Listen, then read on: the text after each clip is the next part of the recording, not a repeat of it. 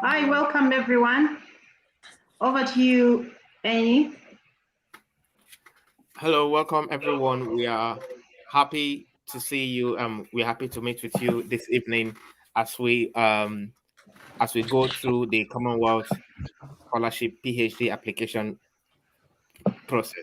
So to make it clear, this section is focused only on PhD applicants. So if you're not a PhD applicant, you may not really gain much unless you just want to stay and actually get some ideas. So we'll do a quick introduction. I will start from myself. My name is Eninaya Wadi. I'm currently a second year going into my third year as a PhD student at the University of East East East Anglia, and my PhD is in the field of law. So um I'll be your anchor for tonight, and joining me with Kangwa and Lillian. I will hand over to Kangwa to do a brief introduction of himself. Then afterwards, Lillian will also do an introduction. So, Kangwa, please. Thank you, Annie. Uh, my name is Kangwang Konde. I'm also a PhD student under the Commonwealth Scholarship at the University of Newcastle. I'm working in translational and clinical research, specializing in breast cancer imaging. And so I'm from Zambia. Thank you.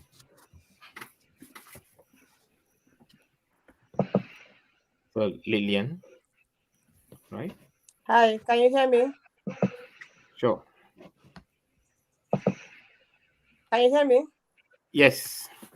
Okay, hello everyone. You're welcome to this session. I'm Lillian Chidi Honora from the University of Manchester. Just rounded up my second year and warming up for the third year. I'm studying medical mycology. I welcome all of us to the session.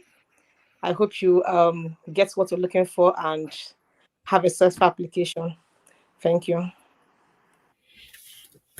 All right. So, Lillian, you can continue from there. Yeah. Okay. I've welcomed us all already. This session, as Inya said, is basically for PhD Commonwealth application.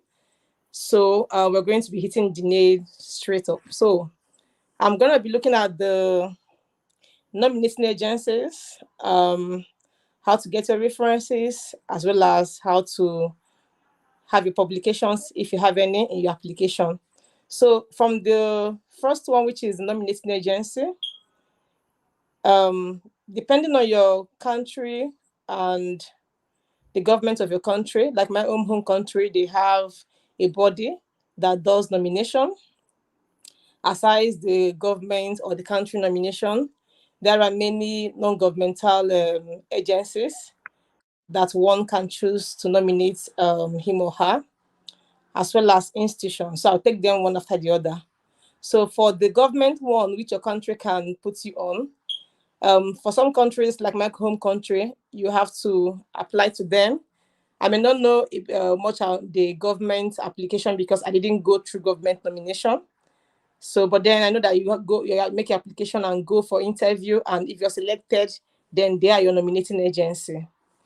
Aside the government one, which your country does, we have the other nominating agencies, which are the non-governmental organizations, which I had to be part of it because the people who nominated me, they are FAWE, Forum for African Women Educationalists. So if you go to the Commonwealth website, you will see a list of nominating agencies, institutions, these non-governmental I mentioned, as well as countries. So when you go onto the non-governmental organizations, you can now see the website of each of this. You can go into their website and see if you're eligible, because you may not be eligible for nomination by all of the agencies. So before you choose anyone to be your nominating agency, you have to go to their website and read their eligibility criteria to see if you qualify to be nominated. Then if you do, you can now begin to create correspondence with them, begin to send them emails from the contacts you see on the website. Then if you start with that and they have more information they will need from you, then you begin to supply. That was how I got mine. Fawe nominated me. I emailed Fawe, and when they requested for information and documents after I've submitted my application, I gave them all they required and I was nominated. That is for the non-governmental ones. Then if you're going through institutions, that may not favor everyone if you're not into academics, if you're not in the academic line. What am I trying to say? For example, the universities in my home country, they have to nominate some people each year, maybe 1 or 2 persons or more than. I'm not double sure about the number. But if you're working in the institution as an academic, maybe you're a lecturer and you ask your university how the nomination goes, each university has their own method of picking a candidate from the staff members to nominate. That will have its own eligibility criteria depending on the institution. So it all depends on institution. But like I said, this may not favor everyone because not everyone is working with a university, that is institutions. But then for the non-governmental organizations, I forgot to mention, there are a variety of them. The one that nominated me is solely for the women. So when you, like I said, you have to go into the website to see the eligibility criteria for each of these organizations before you begin to use them as your nominating agency, because you have to also note it in your application that these are your nominating agency. So don't just go and put the name when you have not double check that yes, this group can nominate you. So I think maybe I've said much about nominating agency. We'll have the Q&A session. If I've missed any, you can ask a question, I will still take that.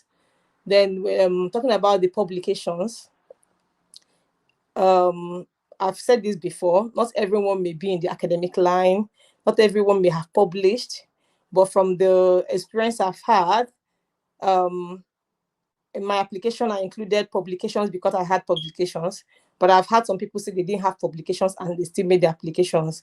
So for the publication, when you're including your publication, everything you're doing has word count. You don't have to exceed your word count. So the format for the publication could be, you can just put in the title of the paper you published and a link that can take one to the paper you are referring to. So if you have up to 10 publications, fine, put all of them. If you don't have up to 10, the quantity you have, you put. I don't know if I can, there's not much to say on publication. It's simply any publication you think you have that will merit you what you're looking for, you put it on there. But I may not advise publications that are maybe more than 10 years back. But if that is all you have, you put it. But if you have recent ones, that would be better. And again, for prizes, if you have an award you've won, maybe while in the uni or while in your, whether uni, MSc or BSc, it's advisable to put all of them because they're all your good flags you're flagging up. So whatever prize you've won, best student in this, maybe best student in your set, on your faculty, in your department, put them all in. And that is it for publication and prizes. Then we talked about the references. That's the third part.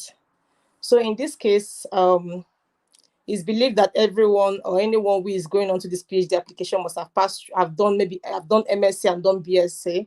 So basically, you have your people, your lecturers, whom taught you when you're doing your BSc as well as your MSc.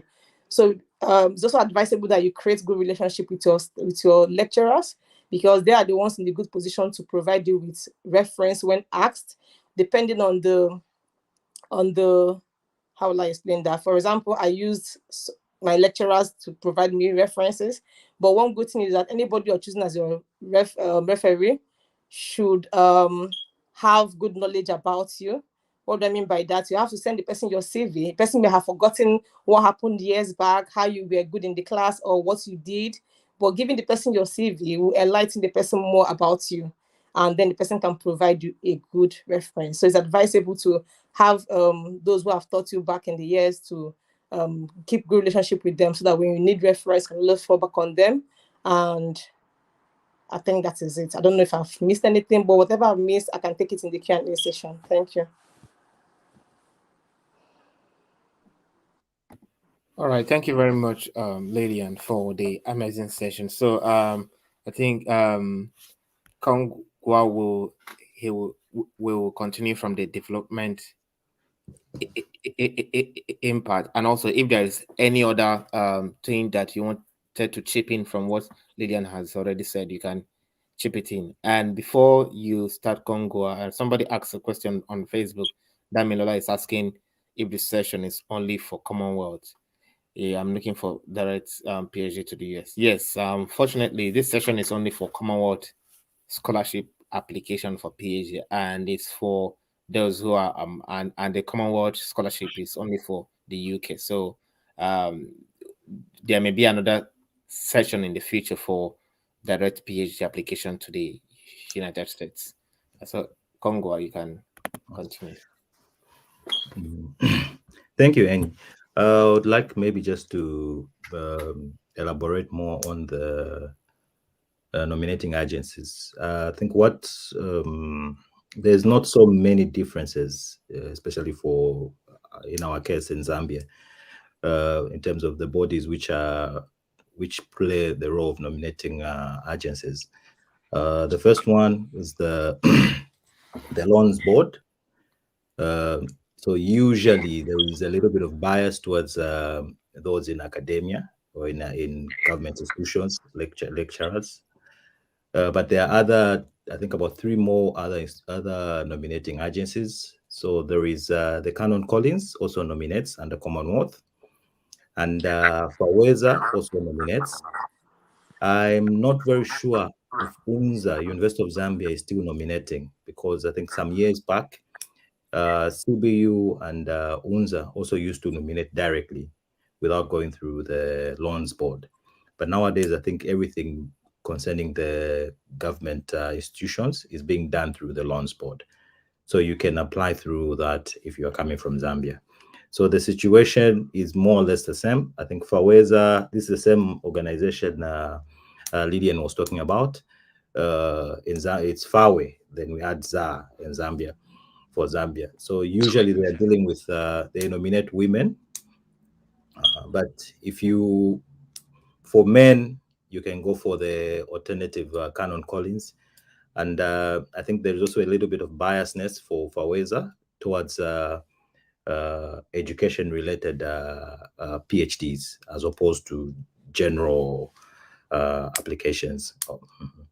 So I will be looking at the development impact. I'll structure my explanation slightly different. I don't know how many of us have actually looked at the application form. I think if you haven't, then you should be thinking about doing so today. It's quite a bulky document, and you should start it as soon as you start thinking about applying for this scholarship. So the components for development impact looks at firstly generally they want to see how well versed you are with the development agenda for the Commonwealth itself. So the Commonwealth has 6 themes. You need to align your PhD with at least one of these themes. Then there's also a requirement in the application for you to note down the SDGs that align with your PhD as well. So get well versed with the SDGs as well. That's the development goals, the sustainable development goals. So you need to know the SDGs and find the ones which align with your PhD. So you put them in, of course, in the order they are kind of relating to your PhD. So there are 3 which you need to jot down. Then the first impact. So the first developmental impact looks at, let me just read the question, what it asks. Sorry. Okay.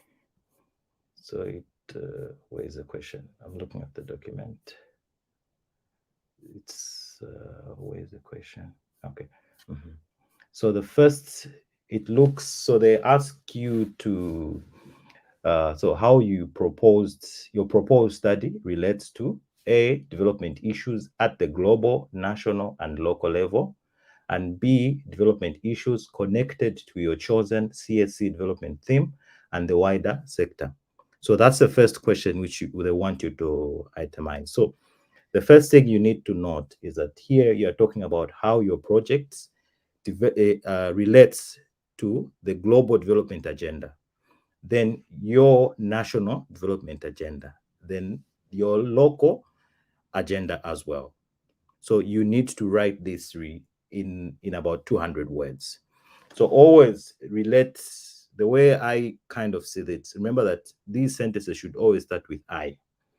You know, you can say I, or you can, so you're talking about yourself. Don't shy away to talk about yourself.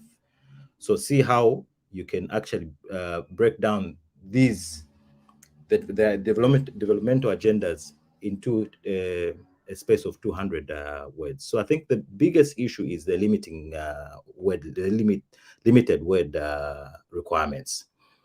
So get this, understand, once you've understood the SDGs, you've understood the Commonwealth themes, then see how your project relates now to the global, the national, and the local concept of development.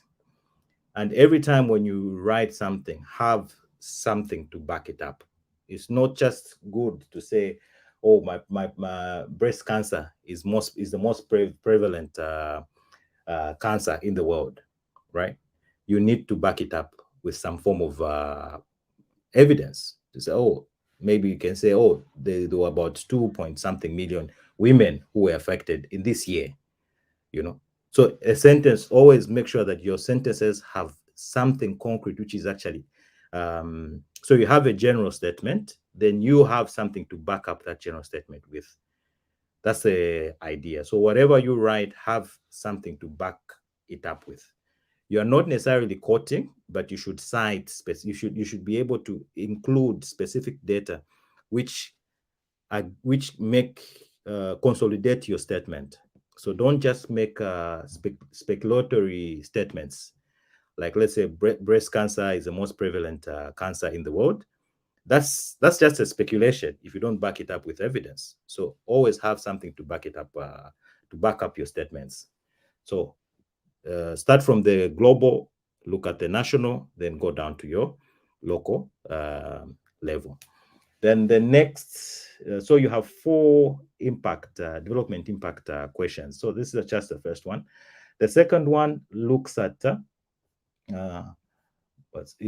how you intend to apply your new skills and qualification when you return home. So they're already trying to find out how is your plan going? You know, do you have a plan, or you just want to do a PhD? You know, it's very common sometimes you just want to do a PhD, but there's no real plan, you know. So they want to find out if you have a plan for yourself, you know, you have a plan for your community, you have a plan for your country, you have a plan for the globe as well. So it's not just about you. So start, of course, you would say, okay, maybe you want to set up a collaboration, build certain collaboration networks, and you can always start, I will do ABCD. I will do ABCD. So all the time, make sure they want to see that there is that aspect of you doing something.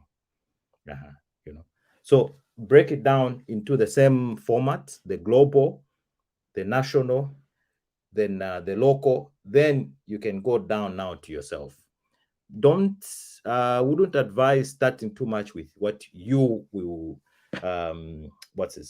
what you will gain. Start with what's the global agenda, what's your contribution towards the global agenda, what's your contribution towards your country, then what's your contribution towards your local community, then finally, what will you gain from the PhD as well. So that's the second question. The third question looks at what you expect will change in development terms following your studies. including A, the outcomes that you aim to achieve, B, the time frame for their implementation, and C, who the beneficiaries will be. So you should always have in mind, actually here I would rephrase it. The important question here is to have in mind the beneficiary, right? Who's the ultimate beneficiary to whatever I'm doing? Then you can bring it down now to the outcomes, right? These are the outcomes I expect to do, and the time frame, So you have the long term, short term, and medium term timelines. So this is, remember, it's still restricted to 250 words. So you have 3 paragraphs. You have your long-term plan, short-term plan, medium-term plan, and the immediate or short-term plan.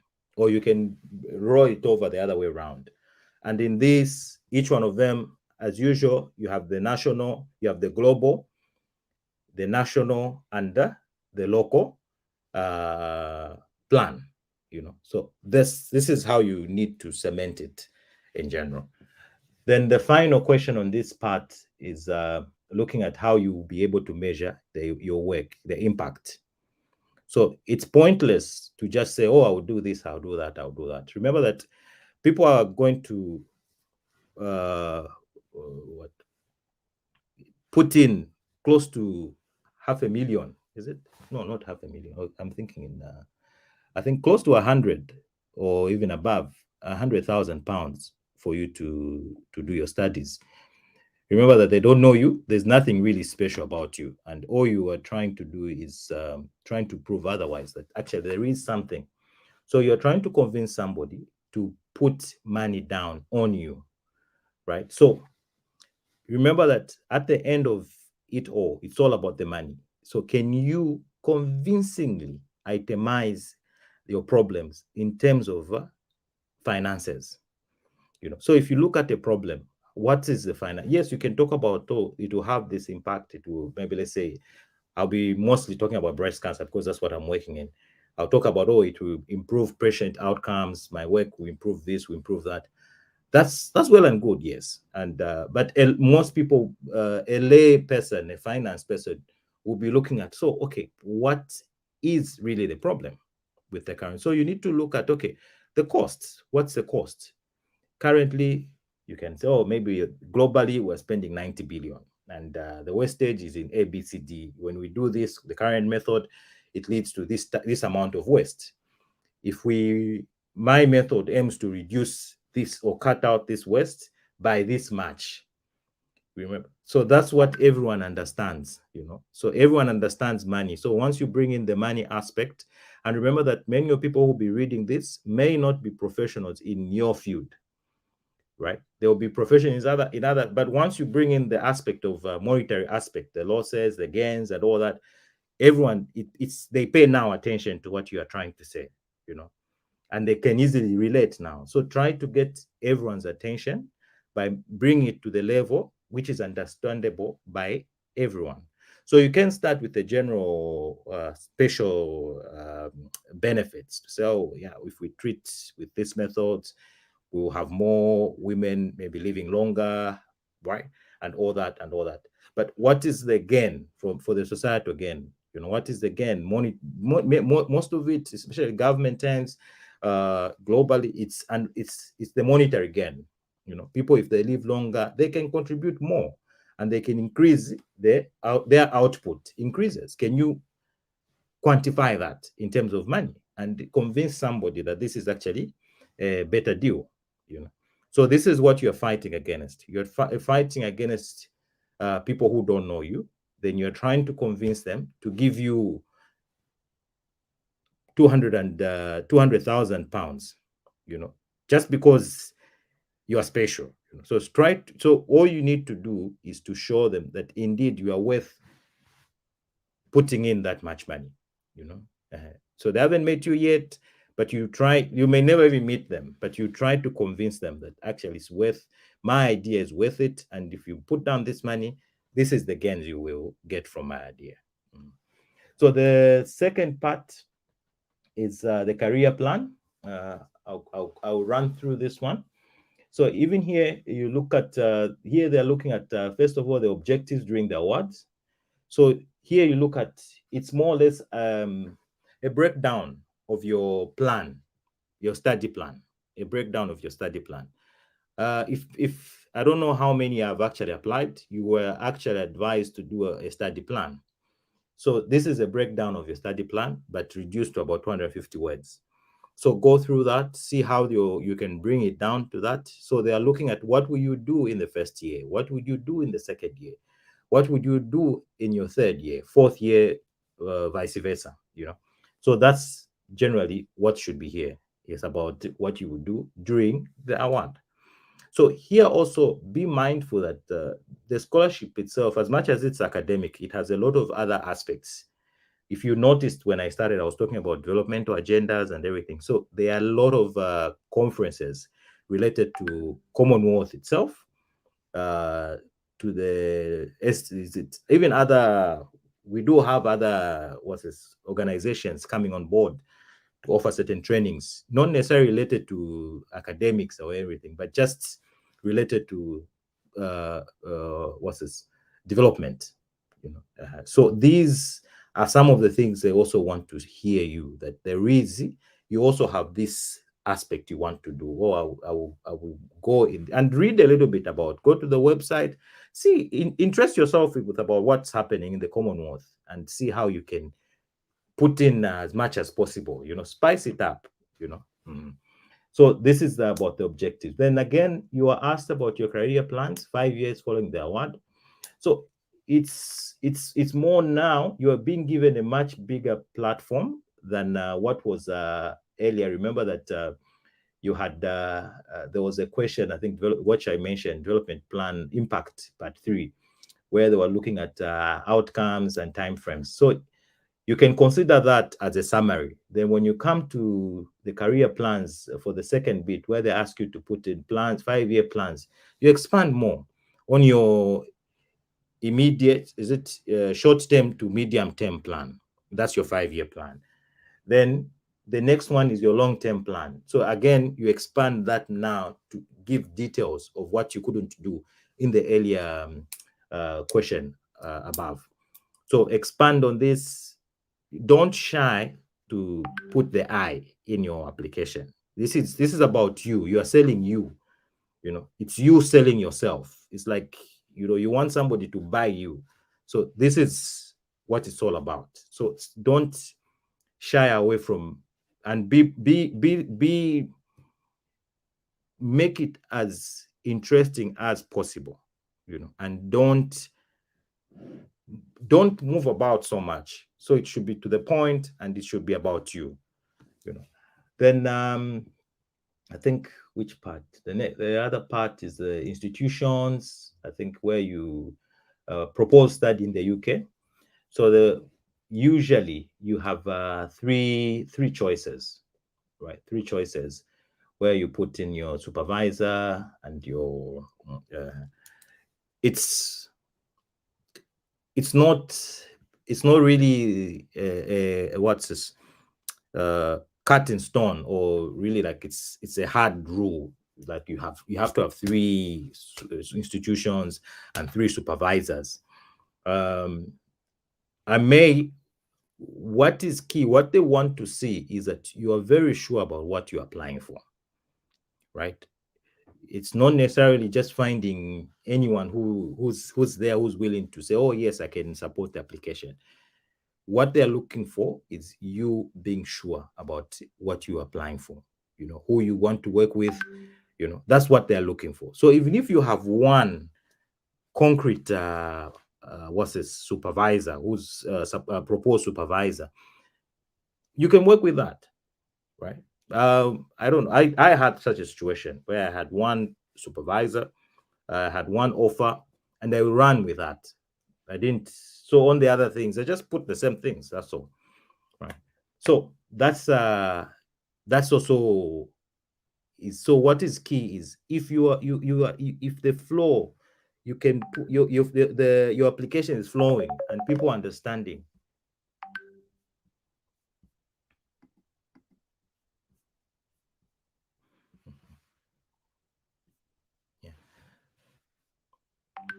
Sorry.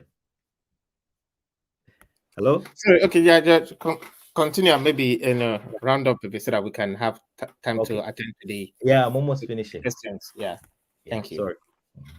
So you need to then on this same part as well, you will need to write something about the institutions you've chosen. So find something, don't put the generic information. Make sure that your information is very concrete and you understand with the department you're going into, the research group you're joining, their impact, what they have done or what they're doing. Make sure you know and what the university has done in this area, and it should be something which is not readily available, but it's something which, and it should be something which is unique, not a generic information per se. Then, so once you've done that, I think there's just, they'll ask about contact with your university. So you can explain if you've been in contact with your university, if you're still waiting for your interviews, or if you've been interviewed already and your offer has been given, you need to write that. How many times you've talked about what you've discussed concerning your project with your supervisor, all those things, you need to bring them out. Then finally, you need to write your research outline. So this is an outline. So it's just about 125 words. So it's a very short outline of your research. They will still give you another platform where you'll be. So after the outline, you have to write a detailed research plan. So here you just put your proposal, but you summarize it to about 750 words. So it is just the proposal you put in here and you're done. So if you already have this is a pasting, but it's a very tedious job. So what I would advise is start doing it in Word every day, write something, have somebody go through your work. Then you're doing that on a regular basis. So when the deadline is approaching, usually the system even crashes because there are so many people applying and wanting to submit. You make sure that you have a head start. So with that, I would stop here. Thank you, everyone. Sorry, Enya, for it's okay. Thank you very much. That was an amazing session, so detailed and so and so straight to the point. And just to buttress a bit on the points that you have you have meant. To buttress a bit on some of the points that you have mentioned, I wanted to add maybe okay, I will come back to it, but for now let's take some questions and answers because I've checked on the comments and we have lots of questions to answer. Adedeji is asking, I do not have PhD admission. I may not get it before the deadline, but admission offer is required by FSB in Nigeria. What do you advise? Yeah, I went through the Federal Scholarship Board, which is the nominating agency in Nigeria, and I know that the rules have not changed. PhD is one it's a place where they are a bit flexible as long as you have secured the consent of a supervisor who is willing to supervise you. If you explain to the supervisor will be able to, and the supervisor is willing to supervise you, just that you've not gotten admission yet. I'm 100% sure that the supervisor wouldn't want the delay in admission offer to deny you this opportunity. So the supervisor can do an email to you to guarantee that he'll be able to supervise you when you get admission. So in that way, you can use the supervisor's email as your reference, and the supervisor can write a supporting statement for you while you are still waiting for admission so that you don't miss it, because it is very, very important that you have at least one supporting statement, because the absence of a supporting statement makes your application invalid, even if you were to get the scholarship. The absence of a supporting statement invalidates it. So yes, you can apply if you can get the guarantee of your supervisor to write a supporting statement. So this answers your second questions, whether you can get a supporting statement, because I remember the first time I applied, I think the deadline was about 1 week to the deadline for the scholarship was about 1 week to running out, and my admission was still pending. So I reached out to my supervisor, and he gave me a mail, say yes, that I should use that mail as a proof of admission, and I should use his name, as to use his email, that he will write a supporting statement. So because the deadline is very, very close, and for those of you who are applying from Nigeria, I will speak more of Nigeria, because that's the that's the only experience that I have.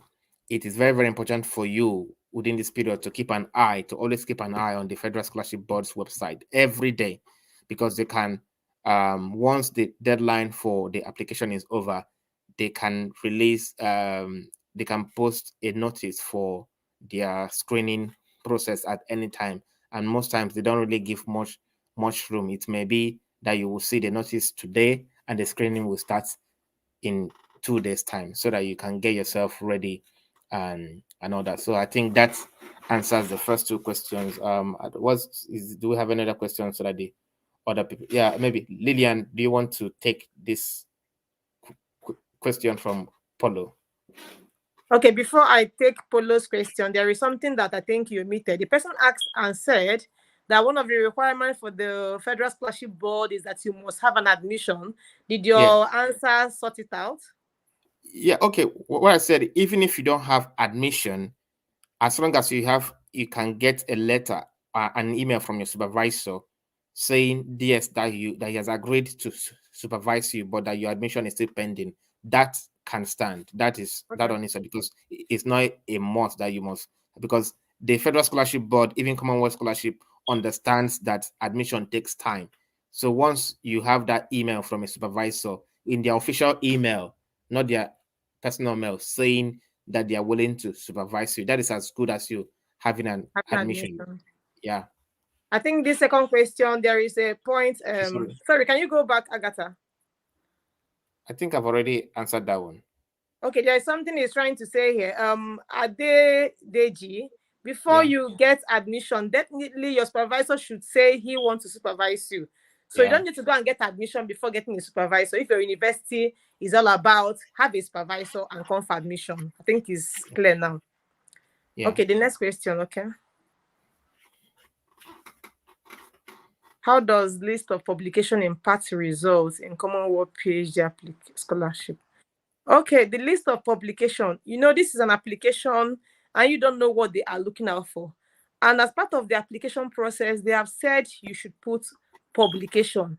Now, remember, one of the main aim of sponsoring scholars is for them to go back and develop home country, is for them to make impact in the society.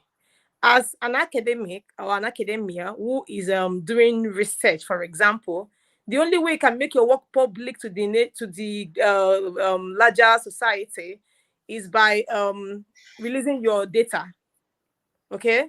Publishing your work in a credible journal and making your work visible.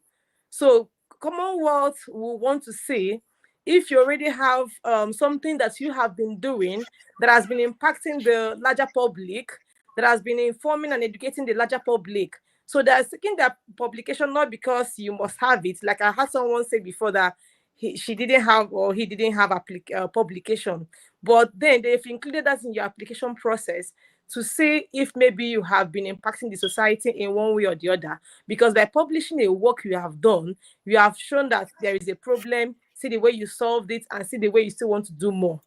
I don't know if I've answered the question. Yes, and if I can add a bit, this is a point-based system. So you are competing against the world. So if two people have the same points and, one person has publication and the other person doesn't have, it may, that may be the deciding factor. So if you have relevant publications, please, it's very, very important that you include it, especially for PhD, because you are going in to do a research, and what is and some of the things that is expected of a PhD researcher is publication. So I don't want to overflog that issue. The next question, I would have invited Kangwa. Okay, Kangwa, maybe you can add 1 or 2 comments to the past question. Then I'll take this current one. Yeah, I think mostly what you guys have said is I think that's mostly what's enough. It's not really necessary that you need to have publications, but like Enye has said, I think if they're being scored, if they're looking at the differences between 2 candidates, one has publications and they have written very well, and the other one doesn't have, but they have also written very well. Their PhD is flawless, their PhD proposal is flawless. I think what can be the tiebreaker in such a situation may be the publication. And I think for PhD application, you do need to at least have something, because they are looking at a prospective researcher in you. So they want to see that there is something you've been doing. You can isolate, you can find a problem and break it down and solve it. Then also share your experiences with others. Thank you. Thank you very much. Innocent is asking, can I apply in my second semester of master? Yes, you can, as long as that you'll be ready to take up the scholarship by this time next year. You are totally fine to apply. But one of the setback could be for your transcripts, because you may not really have gotten your full transcript, but for your current master. But if you have your first semester transcript, that will help. So yes, there's nothing stopping you from applying, because some people finish from masters and straight start their PhD. So there's nothing stopping you from applying for it, as long as you meet all the criteria and all the requirements. I think that also answers the second person's question. You can apply no matter the stage of the master's you are on, only on the grounds that you will be ready to commence the scholarship by September or October next year, and by then you would have finished your master's, and you would have also successfully completed your master's, because if they even if they give you the scholarship, they will need an evidence from you to show that you have completed your master's. Because when I got mine, I was rounding up with an MBA. So and by the time they made the offer to me, I was asked to bring the proof that I've completed the MBA. So for the next question by Gift, maybe Kangwa, you can start on it, and Lillian can come in also add. Yes. So what's the main difference between a research outline and a research plan? An outline is a summary of your research plan, of your research in general. It's a summary of the research. Then the research plan is more or less what you've done in your proposal. So you summarize the proposal, you put your timelines as well, what you'll be doing. But the key thing they want to see is the your research proposal, but also a summary of it. So an outline is a very, very short summary. You have about 125 words. So they're more or less asking you to talk about your work in 125 words. Then the research plan, I think in the application, they said detailed research plan. So there you generally just reproduce your research proposal, what you've put in your research proposal, summarize. So all the components of the research proposal, the rationale, problem statement, you have to include them in there, but in a summary form. As well, you are also limited to about 750 words. So here, it's the same thing you're doing, but one is the sum. So one is the research outline is a summary of the research plan in this application. Hope that's clear. Can I answer it? Yeah, you can add on. Hi, Gifts. I'm happy to see you here. Okay, to answer the question, just like Kangwa said, Research outline is just like, for example, the section of or the parts of a research may have the introduction, the aims and objective, the hypothesis, your materials and method, your what's it called, your results, your discussion, your conclusion. It just outlined the sections of your research. Give us give us the, let's say, maybe give us the topics of your research. That your research you want to do, can you give them number one, I'll do this, number two, I'll do this, number three. Then for the detailed plan of your research, for that number one, for example, you said introduction. You now go to the detailed plan of research, now write about the introduction. I don't know if you get the point. For the plan, if you see the number of words, there is very limited. Just for you to just tell us what number one is, what's number two. Then we are now doing the research plan. Then you will now write in detail what the introduction is all about, and not forgetting your word count. You must not exceed that. Thank you so much. All right, thank you very much for the detailed response. You've done justice to that. So the next question is, are academic thesis and working papers considered as publications? The answer is yes and no. I'll give the reason why I said yes and no. Academic thesis is for master's level, it could be considered that, but for PhD level, I don't really think that would fly. But you could convert your PhD, you could convert your thesis to a publication. You could convert, maybe you can take out a part, maybe a chapter or maybe a section, and do a publication. And when we talk about publication, let's not say it as something that is so big, something that is so mystic, something that is a mystery that you can't do. Publication is publications are very, very easy to get. And you mentioned working papers. Yes, working paper is considered as a publication. Even participating in a conference, let's say you participated in a conference and you presented a paper, that is considered as a publication.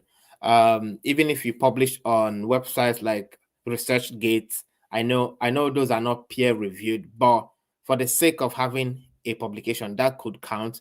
Websites like SSRN, that can also count as a publication. Even something as little as a newspaper publication, which is like, you could, anyone, like if you have something that is interesting, something that is exciting, it can count, and you can submit it to a newspaper, and that can be published. Even a newsletter, it can also count as publication. But if at the end of the day you don't have anything at all and you present an academic thesis, they will not reject it. Don't think because if you present it to them, they're not going to say no, this doesn't count. They will accept everything, but you will not be there when they are taking the decision. So why we say all these things is for you to put your best foot forward. If you put in your master's thesis on your or maybe your undergraduate thesis, and someone else puts in a work that has been published in a peer-reviewed journal, that person will that work that is published in a peer-reviewed journal will have more ranking than you presenting your academic thesis, because it is not peer-reviewed. That is just like you doing part of your schoolwork. But if you're able to maybe take out a portion of that your thesis and publish it in any journal, whether online or in person, it mustn't be like a hard copy journal. You can also publish on online newsletters, journals, online newspapers, as long as you have evidence of the publication. I think that would count. That would be considered as a publication. I don't know if any other person has anything to add to this, or any of the speakers, Lillian or Kangwa, or we should move to the next one. Yeah, let's move to the next one. Is okay. All right. So let's move. Yeah, I don't have publication at that point, but 2 of my articles are under process in different journals. Would they be considered for scholarship committee? I think I spoke about this in the session that I did last week. Yes, if you have proof that they are being considered, because if you submits an article and it's being considered and it has been accepted. If it's being considered, I don't know, but if it has been accepted, yes, that would, you can get an email that acknowledges it and shows that it has been accepted. Then you get the draft that you have submitted. That would count.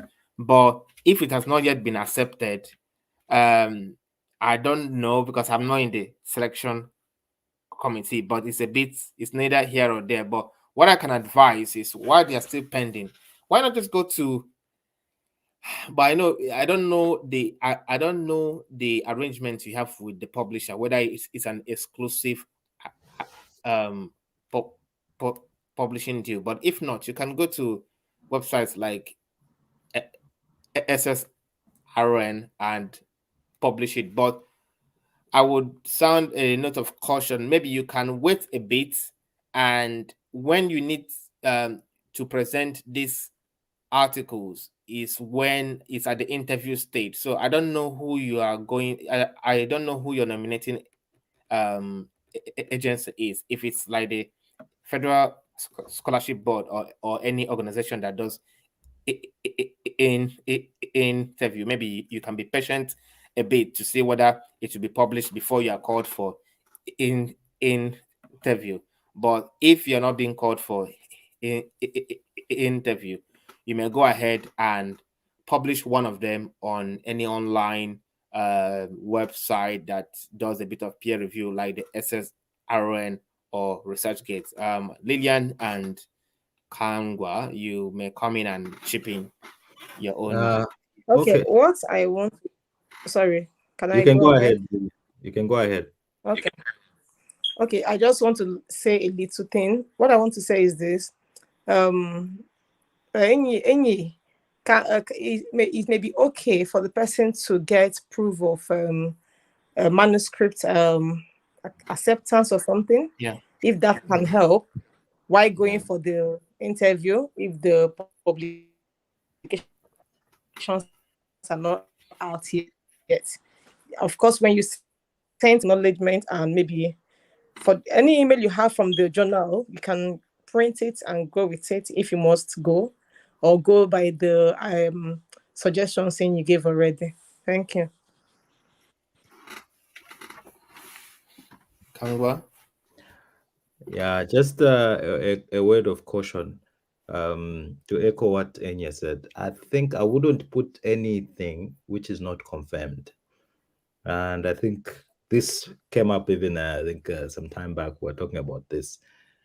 You don't know if it will be published or not. So if you push it in and say it's under review, but what if it doesn't get published? So it means those are things which can be brought back to you to say, but you say you put this in your paper, in your application. Do you have proof now? So you try and avoid things which can turn around to make you look like you're a liar. So try to make sure that everything you're pushing across is very certain. And you yourself are sure that this is a sure deal. Thank you. But I think if the paper has been accepted, do you get my point? If it has been accepted by the publication body and you have your proof of acceptance and you don't have any other thing to go with. I'm talking about the interview you're going to the Federal Scholarship Board. I think that is what you're talking about, what to go with. Yeah, you can go with your proof of acceptance, because having been accepted to be published, definitely they'll have to publish it. But nevertheless, it's good to err on the side of caution. If you have it handy, published is best. Yeah. Thank you very much for the detailed response. So the next question: are fellowships and scholarships parts of awards and prizes? Yes, they are. So if you've been awarded any fellowship, yeah, you can add it. If you've been awarded any prize, but then the prizes should be things that you accomplished in the course of an education or in a professional setting. For example, if you're going for a PhD, it doesn't make sense for you to start putting prizes that you won when you were in secondary school. But if you won a prize when you were in the university, let's say you were the best graduating student, yeah, you can add it. Or you won a fellowship, or you participated in a competition in a different school. These are things that you can add. Like I mentioned earlier, the Commonwealth scholarship, just like the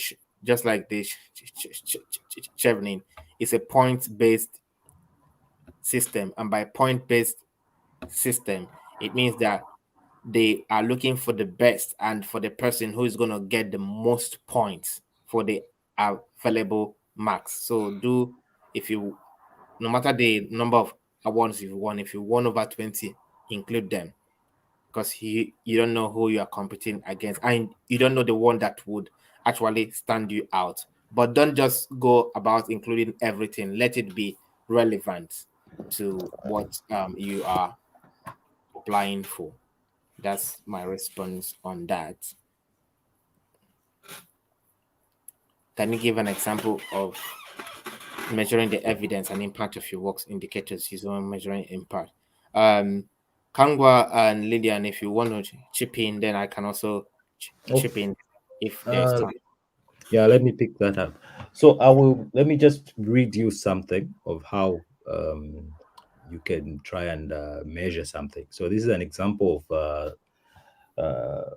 I've just kind of brought it out from my application. So I can say, what's this? The strengthened health systems and capacity will be measured by the reduced treatment time for non-responsive tumors and increased survival rates for late-stage breast cancers. So that's a general statement in essence, right? Then I'll go to a specific statement where, this is a field-specific statement, right? Now I'll go to something which at least everyone can understand. Then I can say this will result in a reduction in overall breast cancer treatment by $1,000, right, per patient. Quality of education will be measured by considering the increased manpower with skills in artificial intelligence and big data in the health sector, with an average yearly income over $30,000, right? Further pushing more of the citizenry into the middle income earning brackets. Something in those, what's this? Something of that kind. You know. So somewhere you can have a field specific outcome or measurement, and you can have a general measurement which everyone can understand. All right, thank you very much. Lillian, do you wanna? Yeah, just like Kango had already said, it's field specific because using myself and as an example, what I did, the work I'm going to do, I try to state that there will be difference between A and B. That when I finish doing my work, the impact will be measured by the difference between what happened before I did my work and after I have done my work. So it's field specific. So if you know whatever you're looking to do, whatever your research field is all about, just to state the difference or what to change. What do you want to change? Okay, how do you want to measure it? What are you using to say they were 10 and after my work they will be 5? I don't know if you get the point. So just similar thing that Kango has said. Show us how something has changed after you did the work. Yeah. Thank you. Thank you very much for that. If I can recall how I said, I was trying to see if I could get my own application. If I can recall, mine was in the field of law, and they asked me, and my scholarship is on competition law. I wrote that because competition law is a new field in Nigeria. So if I can recall properly, I mentioned that how my work will be can be measured is on the reforms that could come about as a result of my scholarship, and also on the establishment of a center for competition law research in Nigeria. I said things in that way, but I didn't go about saying things that I laid the foundation to show how I can get there. I didn't just start building castles in the air saying I will do this, I will do that. So I laid the foundation that showed a natural progression. And we have another person joining us, Ejiro. Do you want to say hi to the guests and give a brief introduction about yourself, your school, your name, and what your field is? Hi everyone, thank you, Enyola, and thank you, our speakers, Lillian and Kangwa, and also our thank you so much. So my name is Ejo Machulai Koko, and PhD student, University of Leeds, studying transport planning. And just to quickly add to the measurement impact, I remember in my own essay, I talked about how it will I talked about mobility for people in Lagos, how it increases access to opportunities. You get access to job opportunities, access to healthcare, that's making better transport. I also talked about publication whereby my work can reach people, organizing workshop for like schools, institutions, maybe 40 to 50 attendees. So I just like spoke about a lot of things regarding my discipline, which is transport. So yeah, just to add to that. Yeah, thank you. All right. Thank you very much for that, Ejiro. Yeah, what are the likely questions that I asked during interviews for FSB Nigeria? Well, among all these speakers, I think I'm the only one that passed through federal scholarship board. I don't know if I did. Okay, all right. Yeah. Ejiro did that. So I think just master your application, master your research plan, your research proposals, because they're going to ask you question to see whether you can defend what you have presented to them. So your application, your research plan, and how feasible it is. And another thing also, know your current affairs. They are definitely going to ask current affairs. I remember when I did my interview, I think that was when Buhari recently changed the service chiefs, and they asked me what was the name of the new chief of general staff. I can mention them. So I knew his name, but I couldn't I answered other, but I couldn't mention his own, which was so. Just know your current affairs and your research plan. That's for the PhD students. I don't know if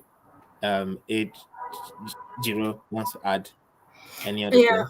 thing. Thank you so much. So apart from the current affairs questions, they also asked regarding your proposal. Why did you pick the topic or research? And they also asked about what do you want to achieve? Why the university? So these questions are not all the same. So it varies. Each applicant have different questions. So just like Anina said, know some current affairs, know about defend your why you choose a proposal and why what impact you want to make. They want to really know that you understand what you want to do. So yeah, and whatever documents you have, they'll give you an advantage. Volunteering, publications, awards, etc. Come with it and also present it. So yeah. Yeah, and I think we should give Kangwa the chance to also respond to those who are from his country. Yeah. Okay. Thank you, guys. Yeah, it's more or less the same. I think my experience was they won't necessarily go so much into your project. Remember that most of what you'll be presenting will be quite novel to them, and they have just maybe had a very short time to really browse through. So most of what they'll be asking is to see in layman terms, can you sell yourself? Can you sell your project in layman terms? Then of course there will be others who ask general question terms. And I think maybe some of the biggest problem I see when we're being interviewed is that people expect to be asked quite a lot on their project and all that. And they kind of get a bit, people can see how you are reacting to certain questions. So always don't kind of show that some questions are more or less stupid questions, you know. I know I've seen somebody come out annoyed, like they were just asking me foolish questions. Me, I went, you know. But those are emotions which show on your face when somebody's talking to you and they ask you a question, and how your face is looking, you know, can show that you are basically looking down at what they're asking you. So just have that positivity, like whatever question comes, you answer it. Explain to them. They would ask me, so tell us, do you believe that what's this? What you call this? Why don't we use you know, our local witchcraft to cure some cancers around? You know, it's a little bit out of the way, but that's a type. That's what's this? That's it kind of helps you get a little bit, you know, loosen up, you know, and Yeah. that's how you should take it. You should take all the questions, take them in a positive manner, and laugh about it. You can start laughing, you can enjoy, you know, you just explain a little bit. Let them know that you are not condescending, you know, Yeah. you're not taking their questions in a condescending manner, but Yeah. you are there to guide them, show them that, oh no, this is like this is like that. And you can also take a joke. Yeah. Thank you. And let me quickly add, let it not be like sorry for taking too much of time. Let me quickly add. I had an experience which could have made the first question I was asked could have been the end of my Commonwealth scholarship. And bear in mind that that was the second time I was going for the interview, flying from London to Abuja for the second time to go and attend the interview. When I got in, I remember one of the questions on the application is if you have schooled outside your country, they will ask you to explain how the education you have outside your country was different from the one you had in your country. And I said that, paraphrase, that education in my country was, so that education shown outside my country was far much better than the one I had in my country. That the one I had outside my country, you know, it was more focused on you know, you doing most of the work, like not giving the lecturer back what they give to you. Like it's kind of like I placed the education I had outside my country higher than the one I had in my country, and they now picked on that and said, why will I say such a thing? That is it not me trying to discredit the Nigerian education system? And mind you, I was before Nigerian professors. So as they were picking on me, I was just like they've looked at my application, they didn't see any fault. That was the first and only question they asked me on my application. And in my mind, I was saying, I just told myself as they were asking, the way you answer this question determines your fate. So after they all picked on it, lashed on me and all that, I picked courage. I apologized to them how it came off, and I told them, well, but to be honest, I was speaking about my personal experience. That, you know, I told them about my university days where you have lecturers who will tell you in the class, if I give you a question in the exam, give me back exactly what I gave to you. And I told my story, and I was able to. And when I finished, I could see that, you know, that they saw that I was justified by what I said, and that I was being honest about it. So basically, everybody's experience may not be the same, but if you are in a state where you see yourself facing difficult questions, don't panic, because once you panic, you would have lost it. So just think of how you'll be able to navigate the situation, because they are just trying to test you and see how you would respond. That's what I will add to that. Yeah. So Lillian, maybe you can chip in on this one, talking about your experience with Fairway. Then maybe Ejiro, well, you can talk about your experience with FSB and Langway. Just briefly, if you can answer this one in maximum of 1 minutes so that we can jump to the next one. Okay, do you mean I should answer this question on the screen? Yeah. Okay, do you need to be nominated before you apply? To answer this question, you must note that Commonwealth Scholarship Commission must not take your application directly. It must come through a nominating agency. As much as you do your application and submit, someone must be there to say, I am nominating Acha Nelson. So do you need to be nominated before you apply? You apply, but you must include who your nominating agency is in your application and make sure that you're on the same page with them that your nominating agency. So as soon as the application goes, their nomination follows. I hope I've answered this correctly. I think there is more to the question. Agatha, can you please project that again? Hello. Okay. Okay, says, and please, in the case where somebody is not nominated, how does that affect their application issued if they apply? Just like I've said, if you're not nominated, Commonwealth don't take applications directly from individuals, but from nominating agencies. I don't know if someone else has something to add to this. Thank you. Okay, Ejiro, before you come in, let me just a bit clarify this question. The application is made on Commonwealth's website, so anybody can go and apply.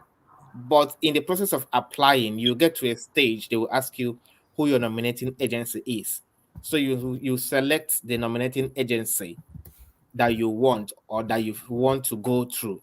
So if you select the Federal Scholarship Board, you now have to look out for when the Federal Scholarship Board is doing their screening. So you have to attend the screening of Federal Scholarship Board. If you pass, Federal Scholarship Board can now nominate you to Commonwealth Commission and send your application to them and say, these are the people from Nigeria we have nominated. So it's now left for Commonwealth Commission in London to select those that they want to select. So let me make it clear for Achanel while just to say a little more, Enyi has just talked about the FSB, but I talked from the part of nominating agents like Fairway. So what I did was to first of all email Fairway that I need them to be my nominating agency, and they said once the application opens, make your application and forward to us what you've submitted. You get the point. But the case of the FSB, I think, is different. Just put their name and get ready for the interview and what other steps that follow. But for these nominating agencies, which are not the FSB, you need to, while you have done your application and completed and submitted, please be double sure that they have accepted to nominate you. Because if you have put the name and submitted, and then you're going back to them to say, please, can you nominate me? And they say, no, we can't nominate you. It means you've just wasted your application because they have said they're not nominating you. So you don't have any chances of being selected by the Commonwealth Scholarship Commission. Thank you. Yeah, just to add to that,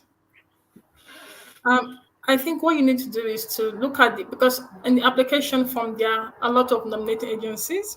So I think what we need to do is go through the agencies, look at their contact details, go to their website, look for their criteria. For FSB, there's no criteria, just come for the interview and come with what is requested. Most of the Federal Scholarship Board of each country. But for all these NGOs, they have criteria. So go to the website or email them, send a contact, send a message to find what their criteria is. Because if you just apply without letting them know you're using them, I don't think, and especially when you don't meet their criteria, I don't think that's a very good thing to do. So I think, like the speaker said, communicate with them, know their criteria, then apply. Yeah. Yeah. I think for the case in Zambia, it's much similar to what colleagues, I think for Faweza, it's very similar to what Lydian has said. For the loans board, it's also similar to the FSB. Is it FSB? Yeah. Mm-hmm. So, but and I think to my knowledge, I know that they have already sent out the call for application for applications for people to be nominated. So the procedures that they send out the application, the notice for application, then you apply, then they will call for interviews. So once you attend interviews, it's from the interviews where they will shortlist or nominate the candidates. So they will nominate you. Then when you go online and start your application, if you haven't started and you want to start it afterwards, you have to put the agency. You have to put the loans board and while you're doing the application. Then you also make a copy of your applications once it's done and send it to the loans board as well in hard copy. Actually, we have to drop it by their offices. Then for Canon Collins usually runs it a little bit different because they are looking at the whole of Southern Africa. The whole of Southern Africa. So you usually go to their website. They have the website, canoncollins.org. In their website, once Commonwealth opens, they have a link already on their website. They have the advert and the link for Commonwealth applications already on there.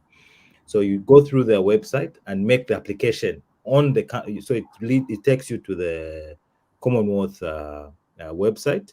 You do your application and put Canon Collins application. So there are no interviews, you don't need to write to anyone. Then Canon Collins will screen your application.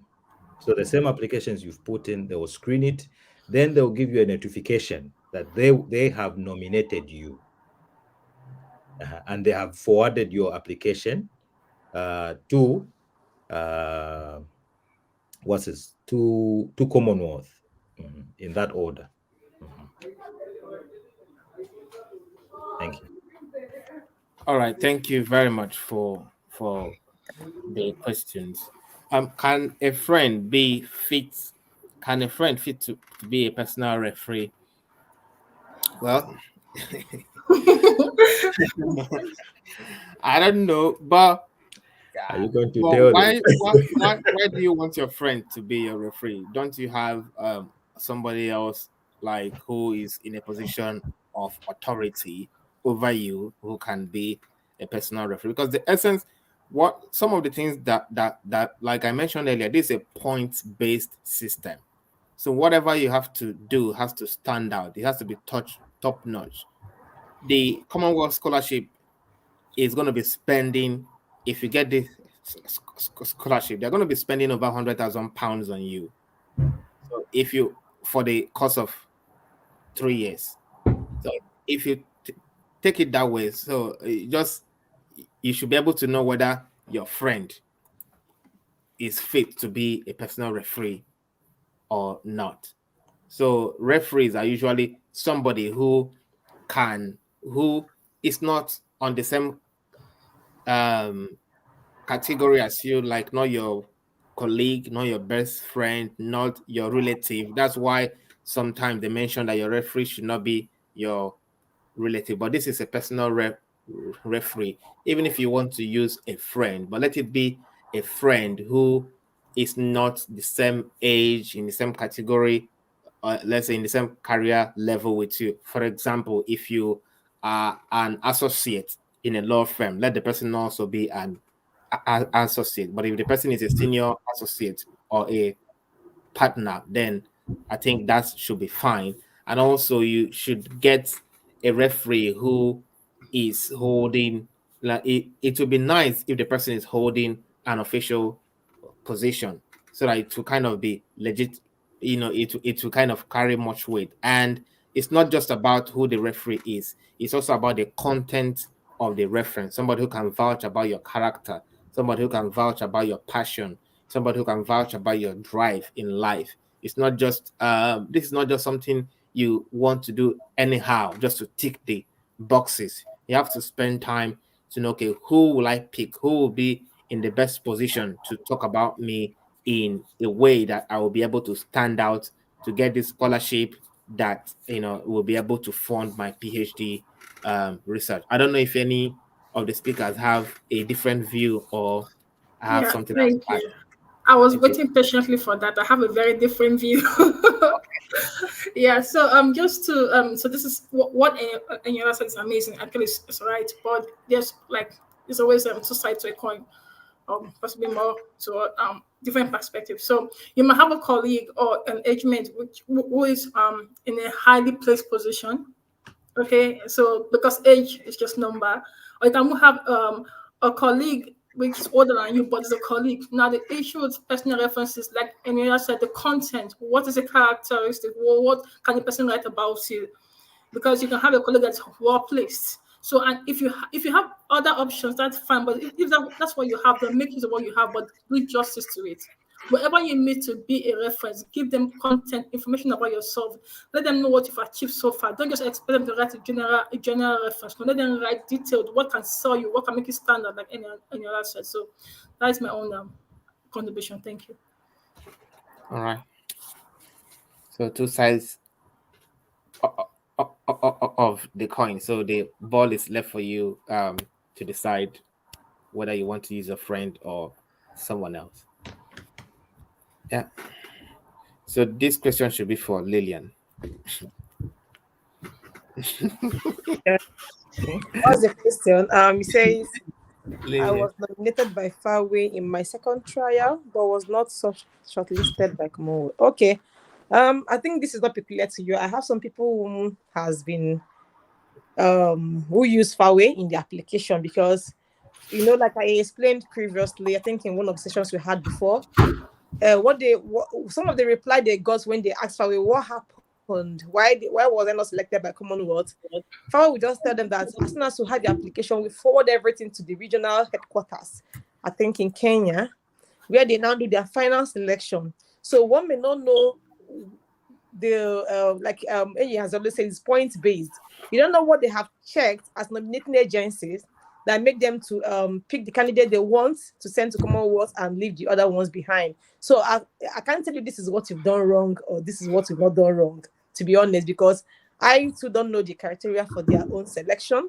But all I know is that when you give them your application, they forward to the regional headquarters and make the selections and forward to Commonwealth, except any of us here knows what their eligibility or their selection or whatever is. And I think he said what have I done wrong? So Mejiro, you have your hand up. Maybe you have something about that. As I'm lecturers, like excuse me, my hi. So just to say this, I don't think there's a high chance you did nothing wrong. So let's be factual.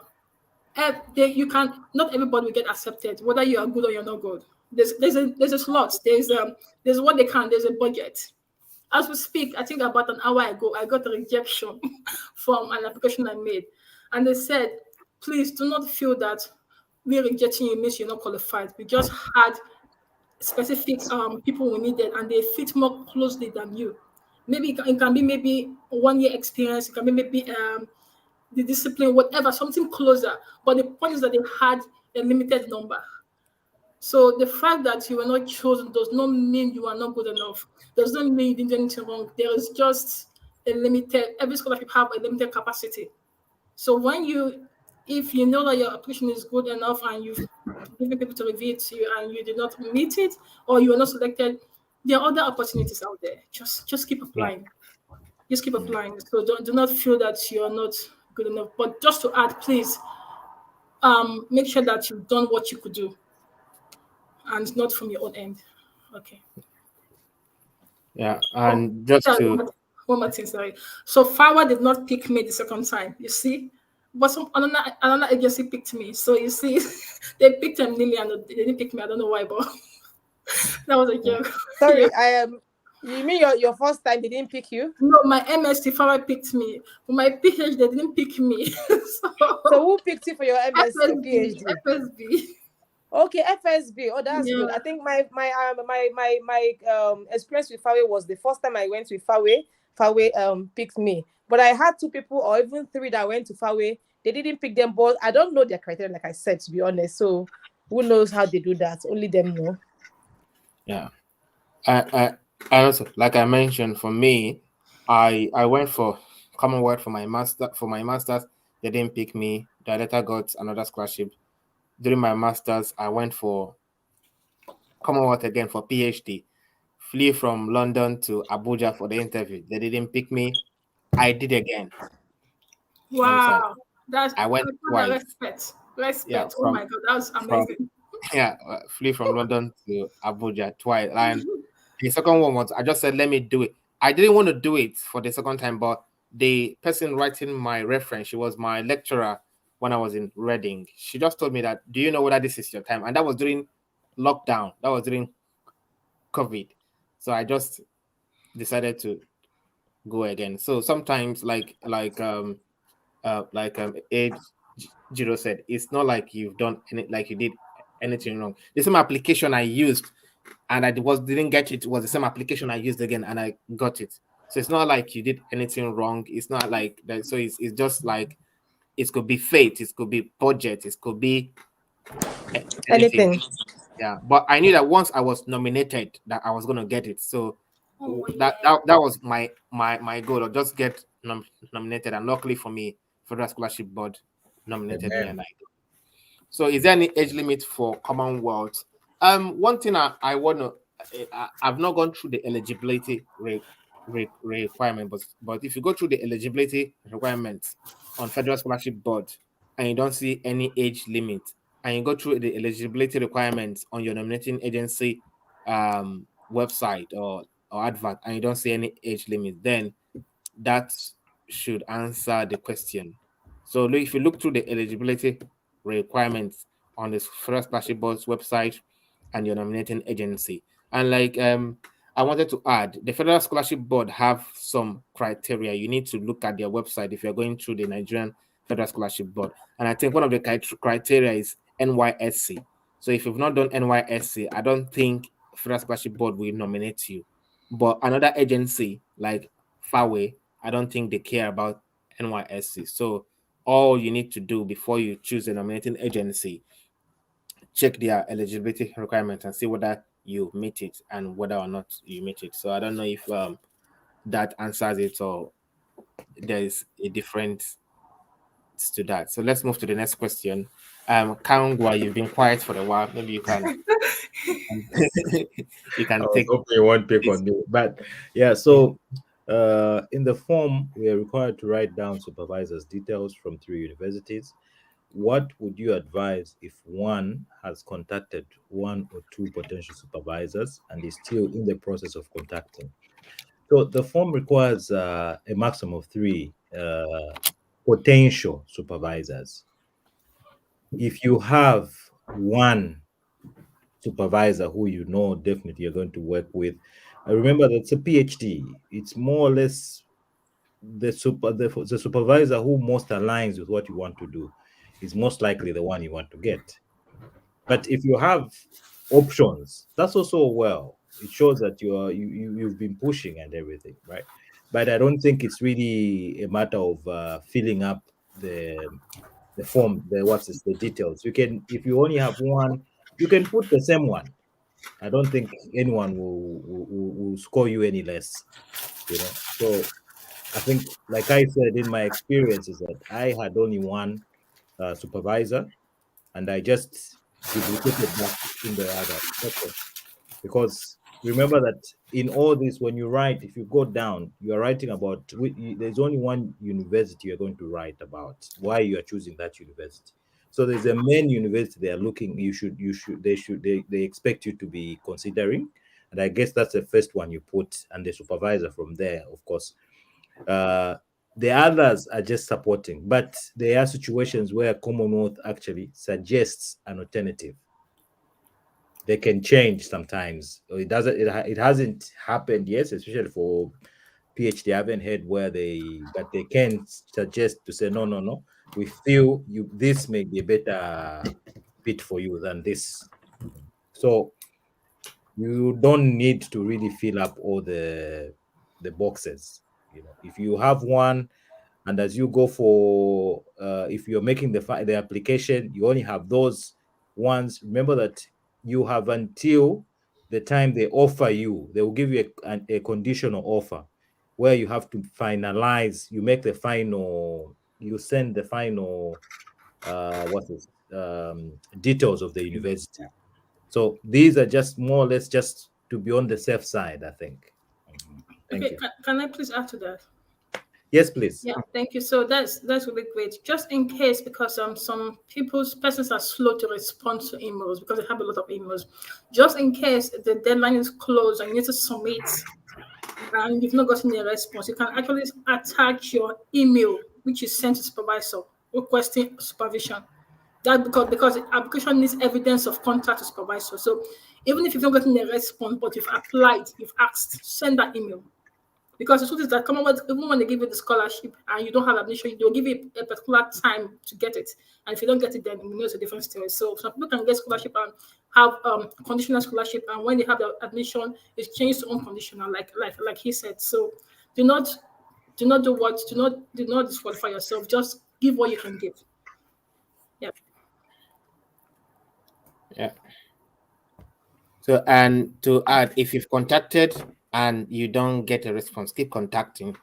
I mean, keep sending. It's just one person that would you just need one response. And something else too, that like we have LinkedIn now. With LinkedIn, you can look up for the lecturer on LinkedIn or even Twitter. Sometimes they may not nudging them on social media can actually give them a reminder. Because I remember when my own supervisor, who had not responded to, has not provided a supporting statement, and the deadline was coming close, I sent all the emails and I was getting out of office response. So I went to Twitter and I saw that he was active on Twitter, and I tweeted at him and let him know that I sent him a mail, and he now responded to me, letting me know that he has seen my mail. So you can take advantage of LinkedIn and also reach out to some people. Some people will respond. Yeah. So let me just quickly add. So let me quickly add to that. At times we don't actually send a follow-up email. That's our mistake. We send one email and we end it. These people are busy. So when you send an email and they don't respond, you send another one. So this is a soft reminder. You send, because they have other people are sending emails, not only you. So they might miss some email, not intentionally. It happens. Yeah. Another thing is that at times what we write does not want them, it's not encouraging for them to respond. So you need to, what is the content? Oh, my name is Peter and I want you to supervise me, full stop. Seriously? Man, seriously. You want to be a page researcher. Your email should show that yes, you have the skill to research. You should talk about, it's called a cold email. What you want from them, what your interest is, what your proposed topic is. Even if you're not too sure, but write something that this person really wants to work. Don't just write. Ejiro, that's the different skill to acquire. How to construct an email for a prospective supervisor. Yeah. And also attach your CV. Attach your How CV. to construct a good email for a prospective supervisor is another skill you need to go and acquire. Because sorry to cut you in, but please go on. I had lots of people I emailed for my research. I didn't get response. I kept giving soft and kind reminders as well. I didn't get, but then it doesn't mean that I didn't structure my emails correctly. But then these people are busy. They're doing things, and I think in one of our last sessions, someone said you may also not target the very busy professors. Can start with the younger ones that are still looking for students and all of that, but these people are too busy, so you just need to keep sending out emails to those different people that that have similar research interests as yours. But then I was sending out a constructive email that will be attractive and get you what you're looking for is another skill one needs to acquire, and then hope for the best. Thank you. Yeah. And one last thing, make sure that the person you're sending that email is actually in that specific field that you're researching. For example, I have a law background, and in law there are different fields. There's energy law, there's oil and gas law, there's electricity law, there's competition law. So you don't just go to the law faculty of a school and start sending email to any professor of law, because they're in law. They may not actually be in your field. So, and they will most of them will not respond, and if they are very kind enough, they will just respond and decline. So so That's one thing you should know. So let's move on. Can you submit multiple applications with different nominating agencies? I've not seen this on the Commonwealth website, but I don't know the answer to give. I don't know if any other person in it. Yeah, Ejiro, go ahead. I've done it many times.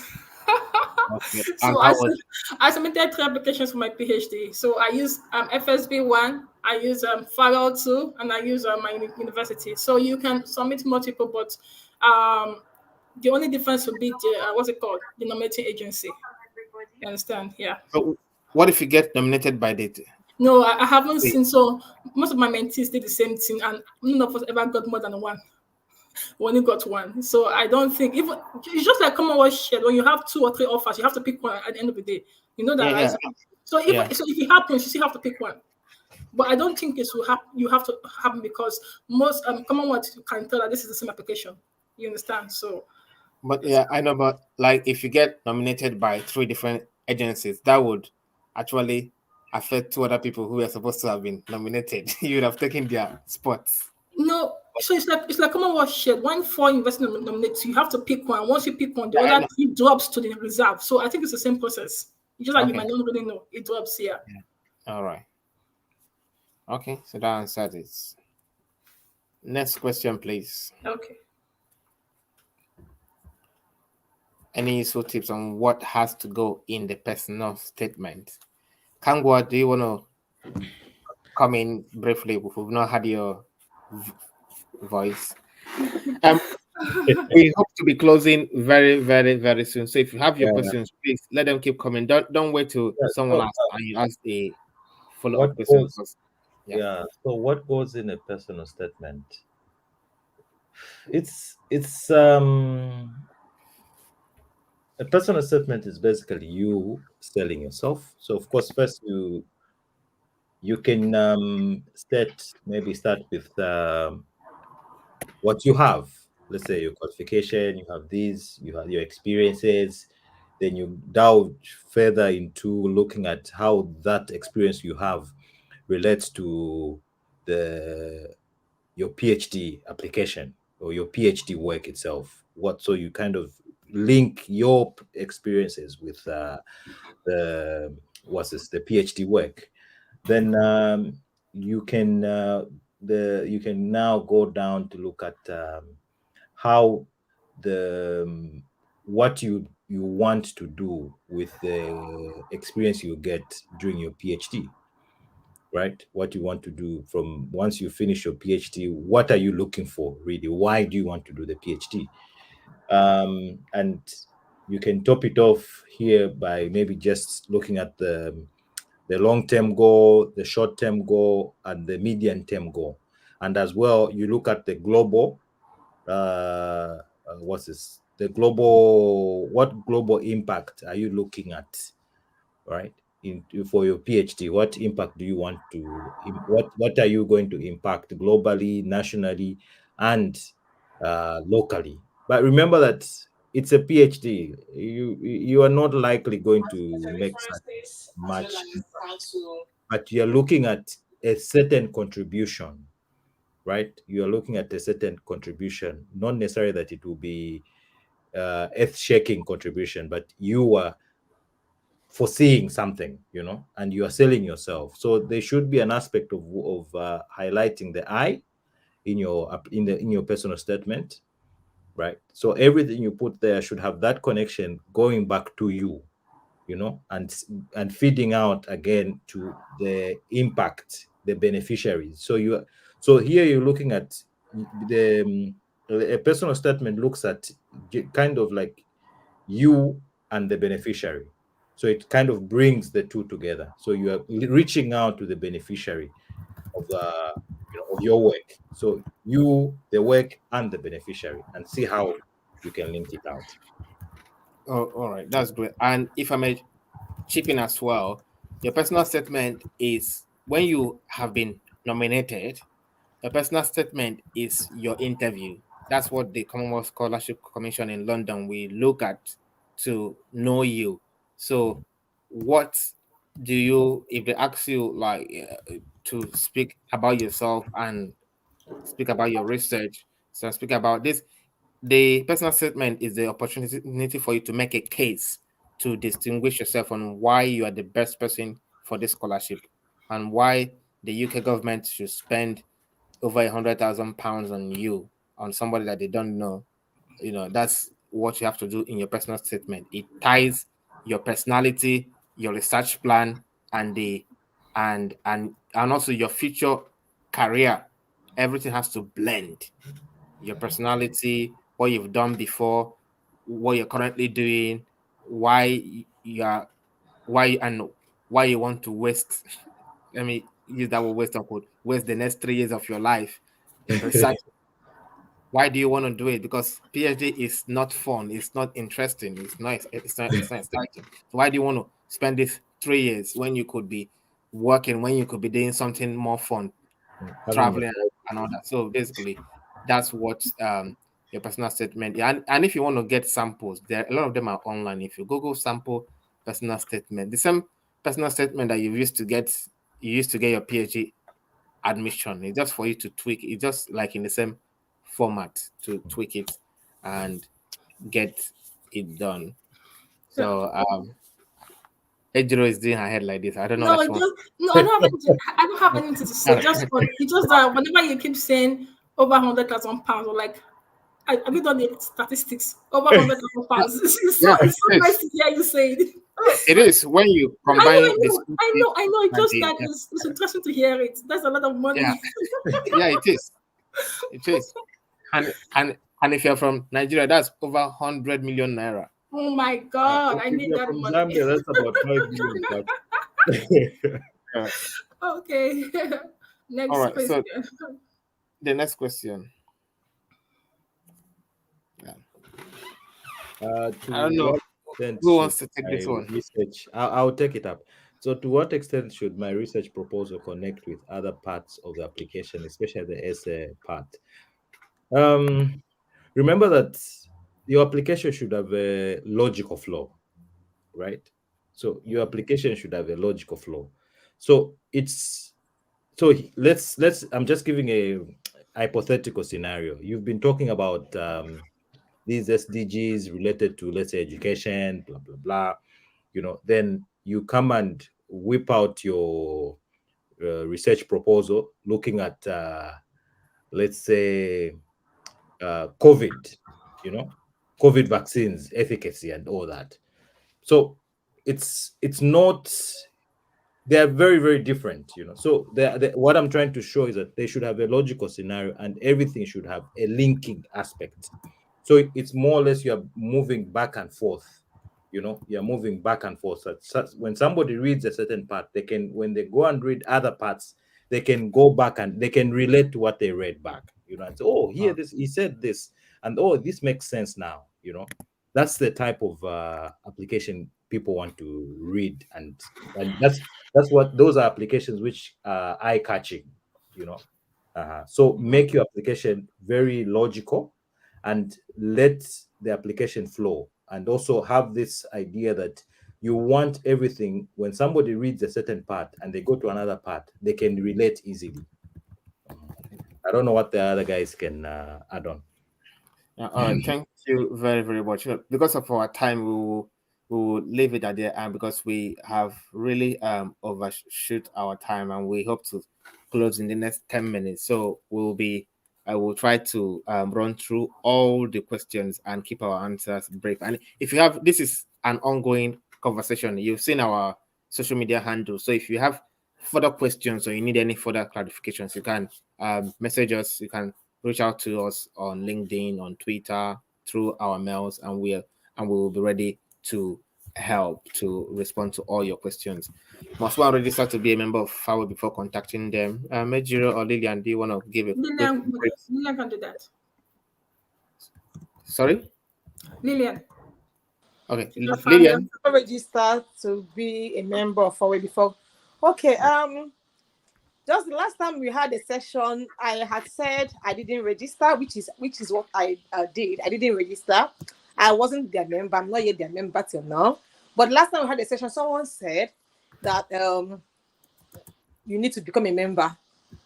So maybe it's a new criteria. That's why I said before when we began this session, when I spoke first, I said, please go to their website and see what they need to know the eligibility criteria before you can use them as a nominating agency. So if you have gone there and they say that you have to become a member, then it's a new rule.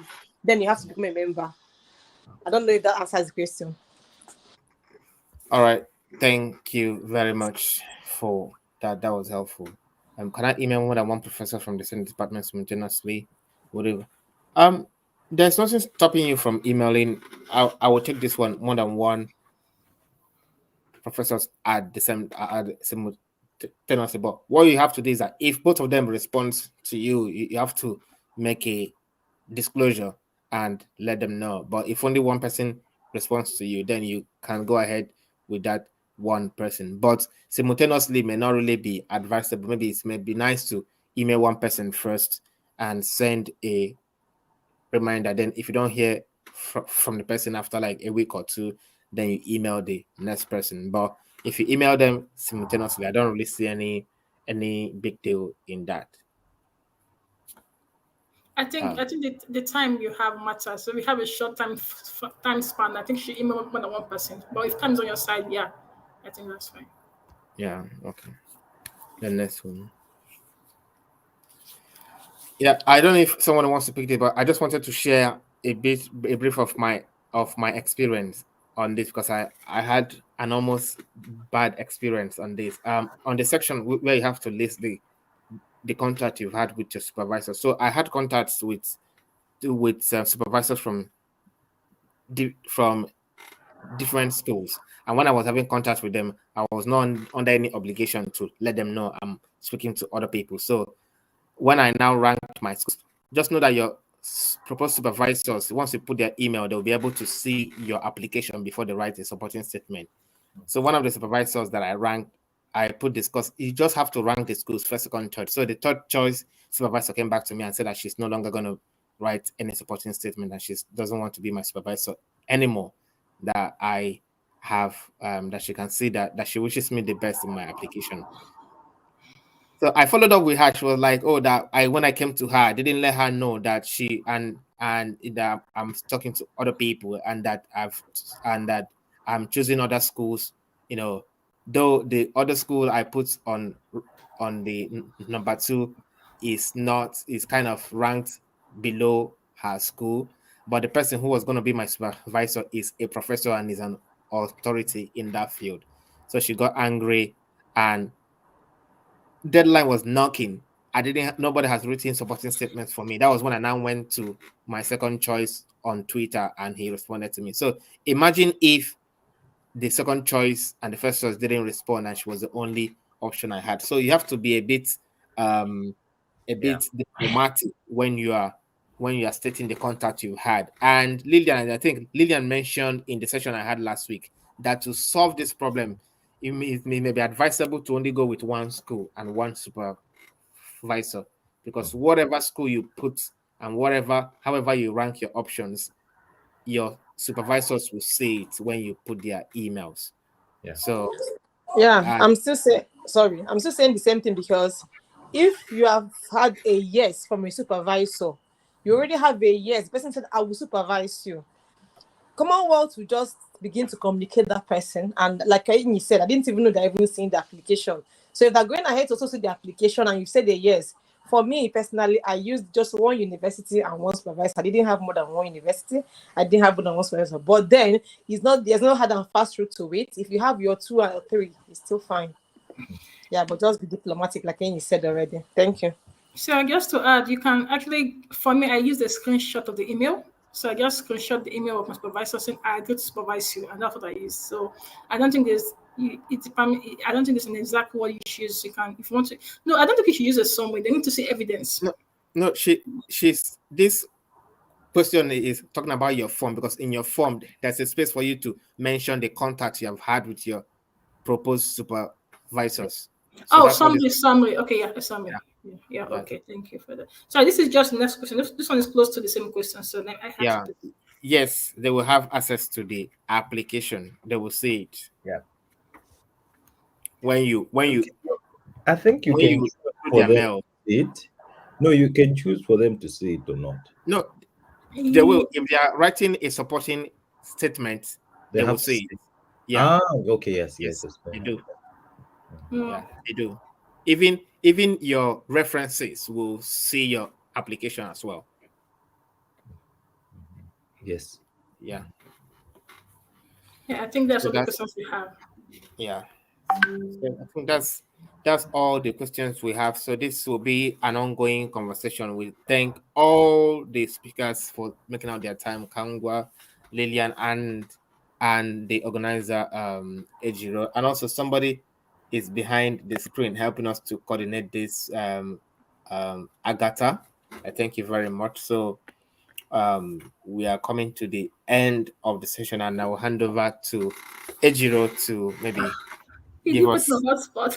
a vote of thanks as the organizer, and close the session for us. No, God. And sorry, Yeah. before then, I don't know if any of the speakers have any last words to say. Yeah. You already have just this question. Sorry, we won't take any more questions. Just you end. Sorry, this question. Yeah, any others? You sorry, I just put it there for you. I didn't put it before. Sorry. Oh, sorry. There's a question for you. Sorry, we won't take any more questions. This is the last The question. evidence we were talking about, was it the interview? What evidence is that? That is for the. I think it's the supervisor something. So wow.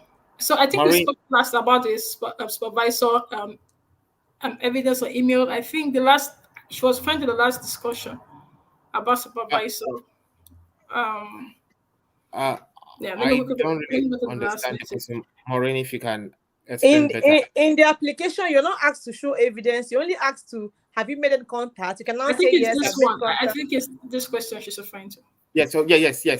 In the application, you're just being asked, have you made any contact? They're not asking you for any evidence. It's during the interview or when that you will provide the evidence. But in the application, they're just asking you whether you've made any contact with your supervisor. Yeah. Okay, yeah, and you're over to you. You're about to say something. The last, about the speakers. Yeah. Okay. Yeah. Maybe we can go 1 minute to give our last thoughts. Then you can close. So my 1 minute conclusion will be: just be yourself. It's not Commonwealth scholarship. It is highly prestigious, yes, but it's not something that you cannot get. It is not like one giant that you cannot conquer. As long as you look at the requirements, follow it step by step. In fact, when I got the scholarship, to be honest, I didn't attend any session like this. I just did it myself. Nobody Same here. told me. No session, anything. So that's been application. Yeah, you can do it by yourself. Just believe in yourself. As long as you meet the basic requirements, you're ready. Sorry to cut you short. To stay this place, I didn't have sessions, but one good thing I did was to look for alumni, okay, whom I had passed through and made sure I understood all that happened. But I didn't attend the session. But at least I got a contact of I had an alumni that at least explained what it looks like and everything to me. So just do your best. Take your time. Go through your application. Avoid spelling mistakes. Avoid last-minute rush. Take your time. And for me, I don't want to discourage anyone, but if this is something that you can take you up to, if you want to put in a good application, it can be like a full-time job for like 1 month. It takes time to produce something good. You don't just copy and paste, and it works. That will, unless you've already made an application before and you're now reusing your old application. So take your time, do your best, do your research, and trust. And even if you don't get the Commonwealth scholarship, the universities that you're applying to are also, like in the UK, they offer what they call PhD studentship. That was why I had applications in 3 different schools. So while I was still applying for Commonwealth scholarship, I was looking for their studentship, and I ended up getting 2. I got the studentship and Commonwealth, but I had to choose only one. And that was my do your best. Over £100,000. I keep saying that. It's only for one. Okay. All right, Kangwa. Yeah, it's quite good to really go through this experience, and it takes you back to the early times when I got the scholarship. I think I had been offered a studentship in the university, and I had to was actually dump it. There was some delays. COVID had started, so Commonwealth was quite haphazard. So the times were coming through, I had to dump my university scholarship and get the Commonwealth. But it's one of those scholarships which is worth taking, and it requires quite a lot of effort. It's not difficult, but it requires a lot of commitment and time. I think many people have a problem. I remember when that advert came out in the local papers, I think in Zambia, all of a sudden everyone was now making calls. Oh, I want to apply for this. But I think this is something you need to be thinking about in good time, not just when you see the advert. Take a year, even now, if you've heard about this and everything, start planning now for what needs to happen. Some things can take time. Getting an offer letter, getting all those things out of the way, it can take time. And if you have all those things ready, and the only thing you start even looking for a supervisor can be time consuming. So from that, I would advise that if you haven't started looking at the application and writing the application, I would suggest that you start now. If you have already applied to any agency, is it the nominating agency, start the application now. I know from my country, usually if you've even been shortlisted, you attend interviews. A few days down the line, they will send you a notification. That notification is to say, okay, you've been nominated. You can go ahead now and make application. And the deadline, maybe let's say it's a Friday. So you're out getting high, you're enjoying yourself, then you get the notification around 18. Then they tell you the deadline is Tuesday. Then you haven't done anything in between. You're waking up, you have a hangover, you feel you can write, but usually it's you need to really remember what Ejiro is saying. It's over 100,000 pounds. It's not me. I'm really quoting him. He's a lawyer here. So if I'm going to give somebody that much money, I really want to see a brilliant staff before me. Yeah. Right? If I'm going to spend that much money, even if they're my child, I really need to see that they're really worth me giving them that much money, right? So what more? It just somebody from elsewhere there, and they're using their taxpayers' money. So you really have to put in work, which makes their work easy as well. When they present and say, okay, we've given these people the scholarship, when others look through, they'll be like, okay, yeah, these deserve to get the scholarships. That's the only thing, is that they have the mandate to give the scholarship, but you have to make their work easy so that they make the decision is not difficult for them to choose. That's the idea. And you're competing with all Commonwealth applicants, right? So it's quite competitive. It's not difficult, but it's competitive and it requires time. Thank you very much for everyone. Have a good Friday evening. Thank you, Ejiro, and the rest of the guys. Thank you. Lillian, any final comments? Okay, thank you, Ejiro, for organizing this. Thank you, Engineer, for hosting us, and Kangwa and myself. Then to our guests, not to scare you, but see this as a project. I didn't make the application when I saw it. I didn't start the application because I saw it. I began the application because I prepared for it. So I didn't just know about it and I began. I prepared for it for years, maybe a year, maybe two. I'm not very certain anymore. But the point is, it even had to make me to defer my admission. I would have started like in January, I defer to September, so I'll have good so I make sure that I'm ready and I'm getting it. So see this as a project. Put your efforts, put your mind, and see what can get of it. And I wish you well. For those of us that pray to our God, those that can pray or those that pray, whatever means you use to communicate to your God to perfect what you've done, do your best, then leave the rest for him. I wish you success. Thank you. Bye.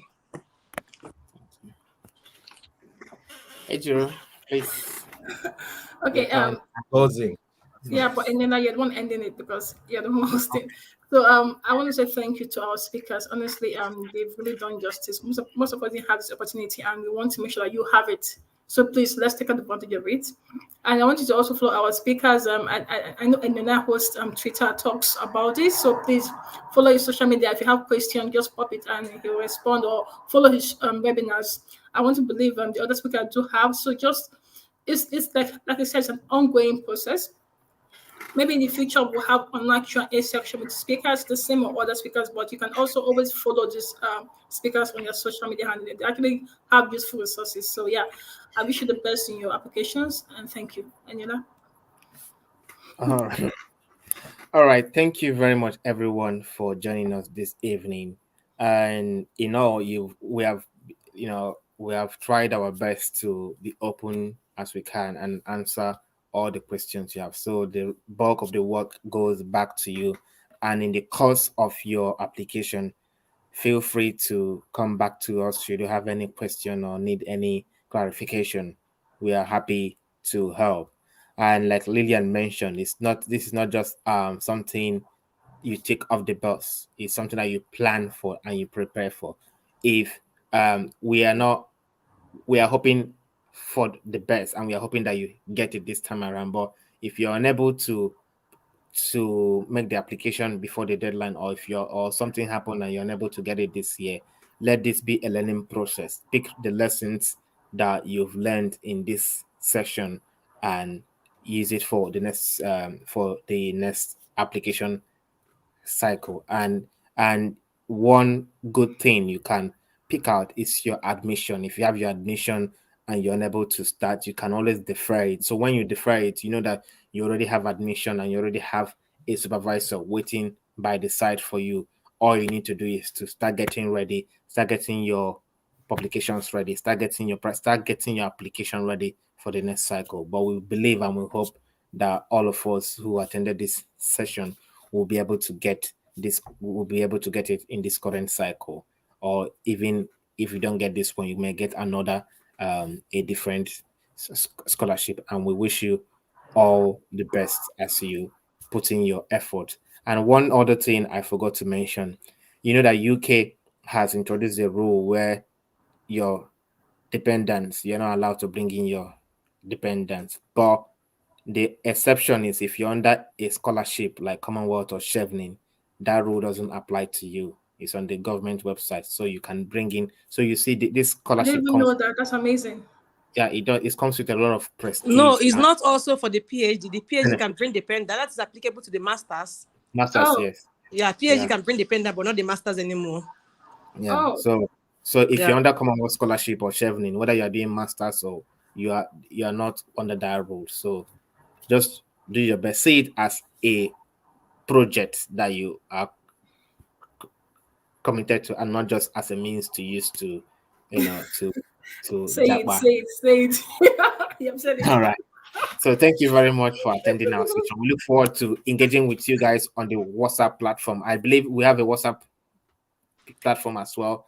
I don't know if the link can be posted on the comment section so that those who are not yet there can join it. And when you get the scholarship, please let us know on our various handles. Thank you. Yeah, I think we should reach out to our handles and we'll share the link there. We don't just make it. Yeah. All right, great. So you can reach out to us if you want to join the WhatsApp platform. We have over 400 people who are there and who are over 600. We have Telegram also. Great. Over 600. Yeah. All right. So thank you everyone for coming, and we wish you all a wonderful evening. Bye. Bye. Thank you. Bye. Bye. Thank you. Bye-bye.